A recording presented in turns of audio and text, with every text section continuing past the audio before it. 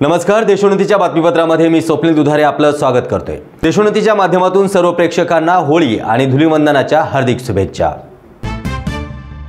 मुंबई काँग्रेस अध्यक्ष वर्षा गायकवाड यांनी सांगितलं आहे की 2024च्या लोकसभा निवडणुका भारतीय जनता पार्टी आणि सत्ताधारी भारतीय जनता पक्ष यांच्यामध्ये आहे।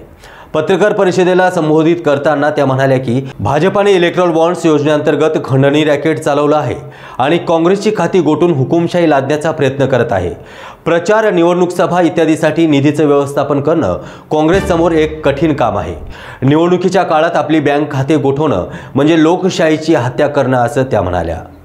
हा विरोधकांना दाबण्यासाठी आणि त्यांचा आवाज बंद करण्यासाठी त्या ठिकाणी होत आहे। आपल्यालाही माहिती आहे की कुठल्याही राजकीय पक्षाला त्या ठिकाणी इन्कम टॅक्स लावला जात नाही। अशा वेळेला काँग्रेसची 11 खाती जी आहेत ती गोठवण्याचं काम झालं।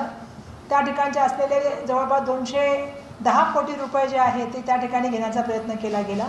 आमचं म्हणणं असं आहे की ज्या वेळेला निवडणुकीच्या तोंडावर सगळ्यांना माहिती की इलेक्ट्रिकल बॉन्ड जो विषय आहे हा त्या ठिकाणी सुप्रीम कोर्टाने सुद्धा बेकायदेशीर ठरवलेला आहे आणि असंसदीय ठरवलेला आहे। अशा वेळेला खरं तर भाजपाने या सगळ्या गोष्टीवरती उत्तर द्यायला पाहिजे। देशाच्या प्राईम मिनिस्टरने त्यावेळी जबाबदारी घेऊन राजीनामा द्यायला पाहिजे होता। भाजपच्या अध्यक्षांनी त्यावेळी जबाबदारी घेऊन राजीनामा द्यायला पाहिजे होत्या।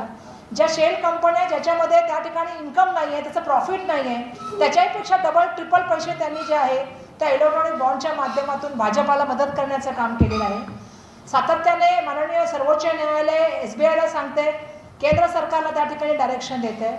अशा वेळेला आपण जर बघितलं तर काँग्रेस पक्षाची खाती गोठवणं, त्या ठिकाणी विरोधकांचा आवाज दाबणं हा जो प्रयत्न चालू आहे, अशा वेळेला मला वाटतं की आता ही लढाई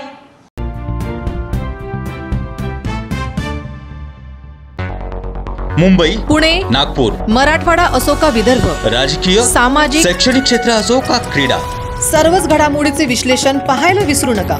फक्त देशोन्नती न्यूजवर।